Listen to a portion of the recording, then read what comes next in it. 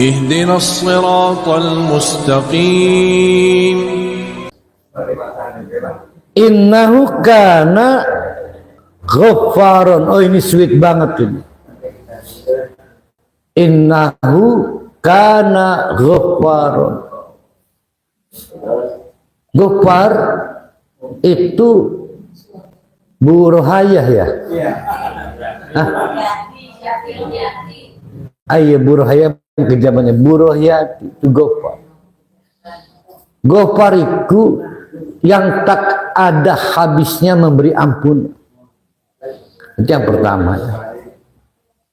Ghaffar yang tak ada habisnya memberi ampunan. Itu Ghaffar. Yang kedua, yang tidak pernah menunda memberi ampunan. Dan ini Ghaffar. Maka timbul juga pertanyaan dari umat Nabi Nuh. Serius soal ampunan ini Nuh? Serius? Yakin Rob kamu Allah itu memberi ampunan? Yakin? Yakin memberi ampunan? Mari kita buat perbandingan. Sekotor apa dosanya Buneng Yatenda? Nggak ada apa-apanya dibanding besarnya dosa Nabi Musa. Mata ini uang. Nabi Musa itu kan membunuh orang. Lihat teksnya. Fa ghafara. Fa. Nggak pakai summa kan. Nggak ribet, nggak pakai periset, nggak pakai penyidikan. Langsung ghafara kok diampuni Allah. Dia kan nabi, gimana ceritanya belum jadi nabi dong? Artinya seberat Nabi Musa saja, ghafar, terkumpul dalam arti ghafar. Makanya kalau tahu makna ghafar, oh indah banget. Kamu belum seberapa dosanya, kamu jangan dibikin gelap. Maka kamu perlu bertobat supaya tidak kredit kamu merasa terhukum oleh diri sendiri. Nggak ada bandingannya, kecil banget. Dah minta ampunan. Serius Allah ngampuni. Nabi Musa langsung diampuni. Mana lebih cepat? Ampunan Allah apa kredit kita disetujui cair? Ampunan Allah, kredit kita mah yang dijanjikan 1 jam pakai BPKB, realisasinya setengah hari, setengah hari baru cair. Itu pun pernah 2 hari, alasannya nyari alamat nggak ketemu.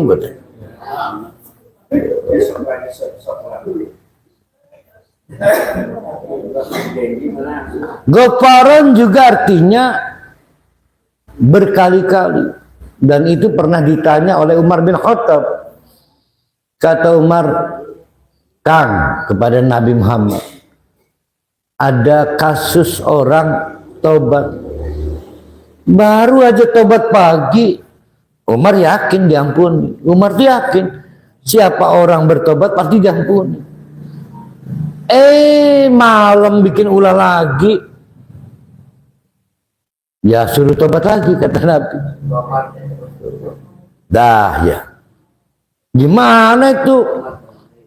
Pagi tobat terus aja gitu. Gimana Allahnya itu? Ya tetap Allah Ghaffar. Keren amat ya. Gimana itu? Ini ceramah dia nih ke ini.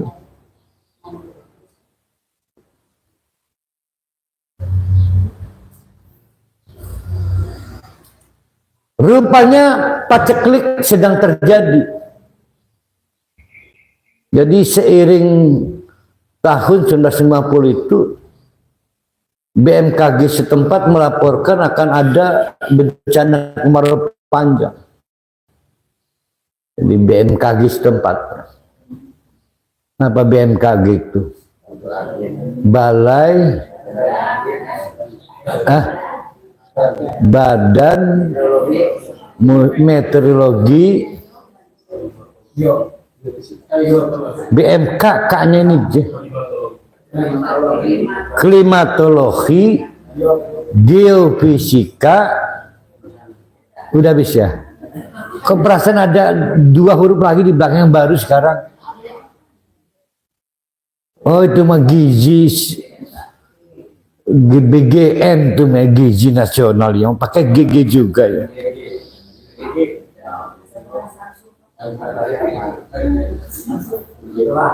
Maka kata ini nih, kata Nabi Nuh, siapa tahu kalau kamu dan teman-temanmu bertobat, yursilus sama. Nah, ini menarik nih. Yursilus sama alaikum midror. Midror apa di terjemahan depannya? Oh, ya artinya diartikan debitnya ya. Siapa tahu tobatmu menyebabkan hujan turun. Nah itu maksudnya fadlun ya. Ya fadilatun kan. Dah sampai di situ dulu. Ayat berapa itu? 12. Setelah Khalifah Abu Bakar As-Siddiq wafat, kehilafahan diwasiatkan kepada Umar bin Khattab. Kurang beruntung, baru program 100 hari kerja BMKG setempat mengumumkan akan ada darurat air bersih. Dan ini menyulitkan buat Umar bin Khattab kan. Sementara proyek PDAM belum kelar ya kan. Dah akhirnya Umar bin Khattab mengumpulkan rakyatnya. Dia pidato. Aneh. Dia baca surat Nuh ayat 5 sampai 13. Begitu turun mimbar, itu bertanya pada Khalifah, Khalifah, kami nggak paham istighosah dan kaitannya dengan surat Nuh ayat 5 sampai 13. Ini kan istighosah sih. Istighosah, istisqa. Tapi make surat Nuh ayat 5 sampai 13. Kata Umar bin Khattab, kita buktikan besok. Dan hujan turun. Hujan turun. Sehingga bayang-bayang krisis ekonomi, rusaknya fiskal, apalagi sampai terganggunya pasar sahamnya, itu nggak terjadi. Akibat apa? Akibat fadilah dari tobat. Jadi Umar ingin menjelaskan hampir 75% bangunan istisqa itu tobat. 25% itu bonusnya doang. Jadi sengget dan ambillah segala sesuatu itu dengan bertobat. Nah, sampai di situ. Kita kembali ke hadis arba'in ayat hadis kelima ya.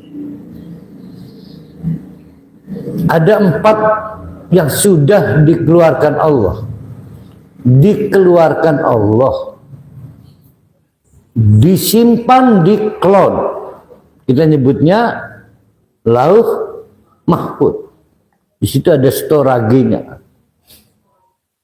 Ya Lauh Mahfud itu kan storaginya. Dan di awan kan, di cloud. Ada 4 salah punya kita dari Allah. 1 ajal kita. Dua, rizki kita. Yang ketiga, amalan kita, apakah baik, apakah buruk. Yang keempat, kadar kita. Nah, ini menariknya. Sudah ada di cloud, di langit ketujuh. Dalam Quran juga sama. Secara konsep nggak disebut ayat ya, karena kan ayat itu di dunia. Itu sudah tersimpan di Lauh Mahfuz. Dari Lauh Mahfuz oleh malaikat Jibril ke Nabi Muhammad 2-3 tahun. Dari Nabi Muhammad ke umatnya 2-3 tahun juga. Itu nggak ada masalah, lancar-lancar aja. Apakah punya kita lancar juga? Ini problem. Rezeki kita udah ada di Lauh Mahfuz. Ajal kita udah di sana. Baik dan buruk kita udah di sana. Kadang langit itu punya mekaniknya sendiri, tertutup, ditutup, maka terbuka atau minta dibuka. Ya, tertutup, ditutup. Menarik betul. Maka Nabi Nuh melanjutkan, maksudnya ini. Mekanisme itu. Yursilus samaa apa sama ya? Alaikum midrora. Seolah Nabi itu ingin menjelaskan selalu saja ada mekanisme mekanikal tertentu dari sistem langit itu. Padahal udah hak kita. Tapi apa daya langitnya ditutup gitu, pintu langitnya. Dan tobat kita adalah bagian dari cara membuka yang tertutup itu. Maka hak hujannya dibuka. Saya nggak bicara kamu miskin, saya bicara rezeki kamu belum lengkap. Siapa yang bilang kamu miskin? Yang bilang kamu miskin karena kamu tinggal di sebelah orang kaya kali. Dia hukum dikotomi. Apakah si Raffi Ahmad misal dengan 1 triliun di depositnya dianggap sudah lengkap? Belum tentu loh. Mungkin mestinya dia triliun. Kalau kelebihan, saya belum dapat tuh narasi kelebihan itu. Belum dapat saya. Karena ada mekanika tertutup, terbuka, ditutup, dibuka. Padahal sudah hak kita. Itu yang kemarin kita ceritakan. Kalau belum lunas rezekinya, nggak akan wafat. Walaupun cuma 1 pulukan ya. 1 sendok bubur kemarin ya.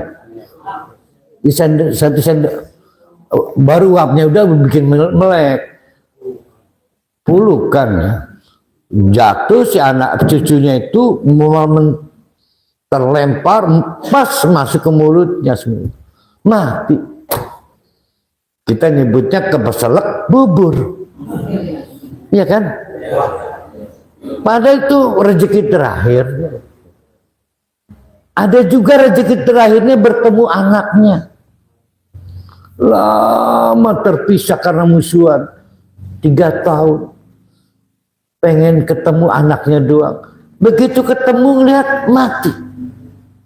Itu rezeki terakhirnya. Luar biasa. Nah, yang jadi problem tertutup ditutup lagi.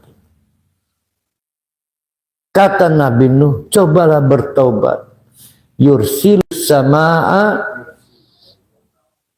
alaikum midror, supaya yang selama hak hujan kita tertutup atau ditutup, terbuka dan dibuka bil istighfar itu.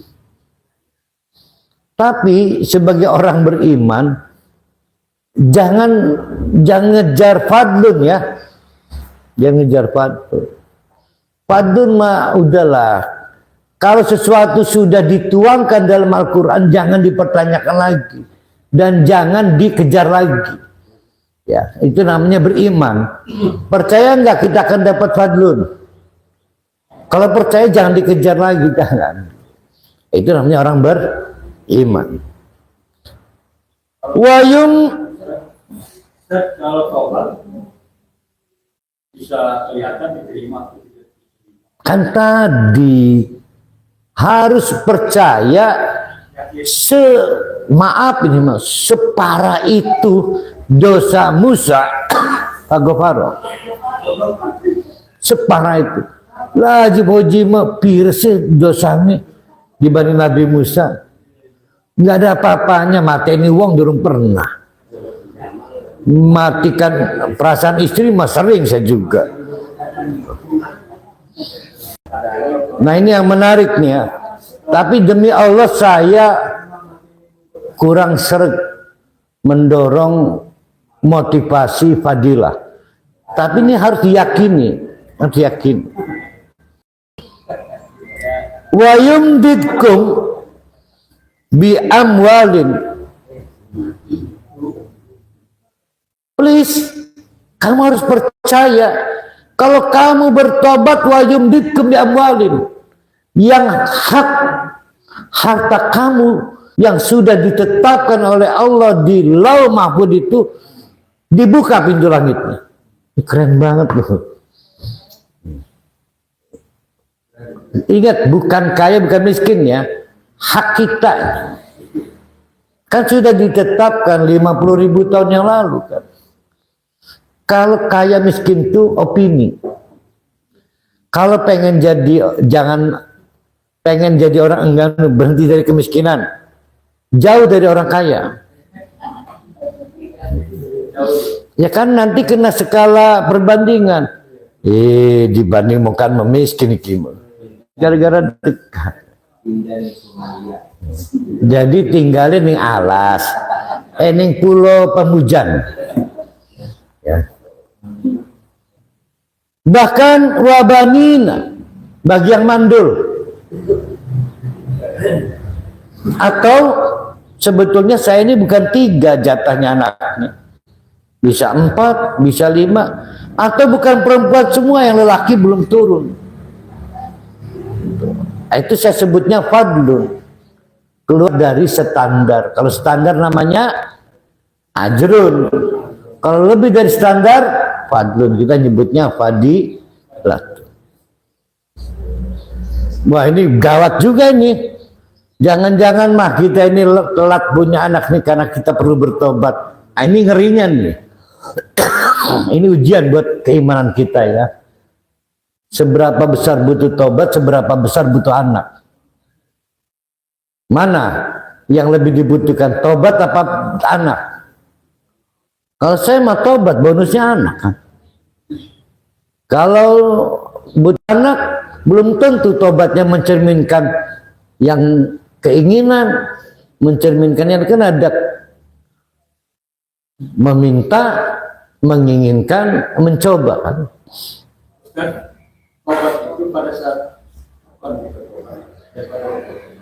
Pada saat kita menyadari salah, maka tidak boleh ditunda. Itu hebatnya Nabi Musa.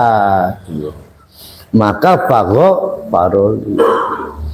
Kalau Pak Haji Puji makan mengkubrah aja, bis pensiun tobat, hebat amat. Udah 4 tuh padilahnya. 1, memecahkan krisis hujan kan situ. 2, melengkapi hak rezeki kita. Rezeki itu banyak, ada harta, ada karir, banyak loh. 3, melengkapi hak persalinan istri kita. 4, wa yaj'alu lakum jannatin, dapat properti tanah, landmark, landscape Wis anggap tambah lemah. Yang pendekatannya bukan homestay, tapi lengkap dengan perkebunannya. Berarti kain yang puncak kononnya. Berarti apa disebutnya ini? Rumah tinggal apa yang disebutkan? Villa ya? Villa. Villa itu saya mengingatnya ada villa kosong, ada kamar kosong ya. Yang malam-malam tuh ada kamar kosong. Ketemu ini puncak doang ya. Ini Taman Sarigake. Ada kamar kosong Taman Sarigake. 5, ini 5 yang menarik nih. Berarti nomor 4 dibedakan dengan nomor 2. Nomor 2-nya apa tadi? Amwal, harta. Ternyata tempat tinggal nggak masuk harta. Bahkan yang kelima, diberikan keindahan sungai-sungai. Jadi dapat view yang terbaik. Misalnya menghadap Gunung Karang. Itu dari Sukacai Baros ya. Kalau Bu Nenyati Endah punya tanah di situ, mengarah ke Gunung Karang tuh. Oh indah dari kejauhan, dari dekat merungsep dalamnya, dari kejauhan. Dapat 5. 1 solusi keluar dari krisis, 2 melengkapi hak harta kita, 3 melengkapi hak keturunan kita, 4 memastikan tempat tinggal lingkungan kita bukan lingkungan biasa-biasa saja, dan yang kelima adalah keindahan hidup ya, itu terpenuhi. Itulah fadilah bertobat. Uniknya kembali ke kisah Umar bin Khattab, besoknya turun hujan. Dia ini kan istisqa kan, turun hujan. Nah, sehingga orang-orang tua kita memberi nasihat, hafalkan surat Nuh ayat 5 sampai ayat 12. Gunakanlah untuk sholatmu. Nah, ini yang saya jadi bingung. Di sholat malam nggak ketemu. Tapi biasanya muncul di sholat malam. Gunakan ini, dihafal. Pertama untuk mengingatkan pentingnya bertobat. Yang kedua, supaya termotivasi ada 5. Nyebutnya apa ya, bonus atau apa ya? Ya fadilah lah dari bertobat. Kita kembali ke kajian Ramadan.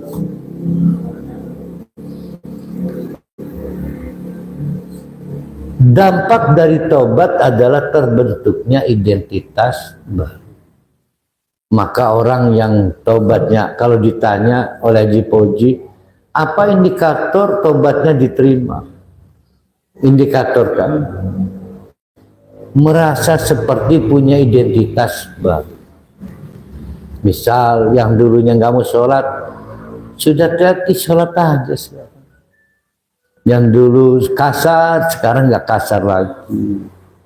Itu identitas baru. Nah, puasa Ramadan melengkapi pembentukan identitas baru itu. Tuh, ya. Sebagai suatu program jangka pendek, maka Allah berambisi agar kita sampai pada identitas baru. Maka setan diliburkan. Berarti tanggal 1 Syawal adalah hari pertama kerja setan. Itu kabar buruknya. Jadi setan itu masa kerjanya 1 Syawal sampai 30 Sya'ban. Jadi satu sisi kita happy dapat menyelesaikan program pembentukan identitas baru 1 bulan, tapi di sisi lain kabar buruk. Tanggal 1 Syawal kita tarung yang sebenarnya. Hari ini lapar tuh, ini mah latihan doang, mau nggak ada setannya kok. Latihan doang. Siapa yang bilang berkong cuma latihan kok? Karena 1 Syawal hal yang paling sebenarnya. Maka turunnya properti Allah dari cloud adalah bagian dari peralatan kita untuk menang perang itu. Itu sebetulnya. Ini akan sama kisahnya dengan alam yajidka yatimang fa'awa wa wajadaka dolang fahada wa wajadaka ailan. Bingung Nabi itu. Yang kaya makin kaya, open donasinya nggak menjawab kebutuhan. Dikasih istri sampai habis depositnya, nggak menjawab juga persoalan. Fahada, maka saya beri solusi, yaitu dengan alat baru namanya Al-Quran. Dengan menggunakan kekuatan Al-Quran, sebelumnya kan finance, kekuatan finance. Dari hifdul, apa nama LSM-nya yo? Hifdul fuhul. Maka di periode ketiga umur 40 fahada dirubah oleh Allah dengan mendayagunakan instrumen baru, bukan finance lagi, tapi Al-Quran.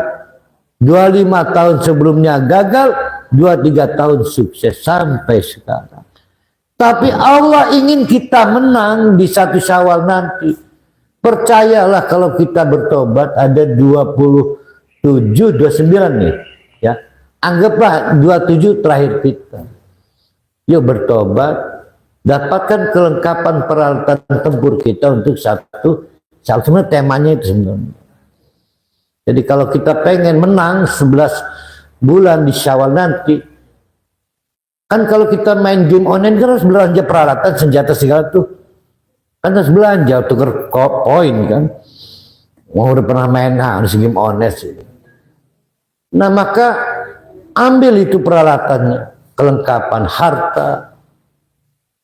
Kalau masih ada penyakit, keluar dari penyakit. Kalau masih sulit beribadah, nggak ada anak, tambah anak. Ternyata tambah anak nggak bisa karena istrinya udah stop, tambah istri dulu supaya tambah anak, nggak ada masalah. Dan yang lain. Wah indah jelas, saya tergila-gila pada Ramadan itu. Jadi selalu ada kesenangan baru, harapan baru. Nah besok baru kita bicara soal pilar kedua dari Ramadan, yaitu Al-Quran. Aku qouli hada wa astaghfiru innahu al-ghafurur rahim. Assalamualaikum warahmatullahi wabarakatuh.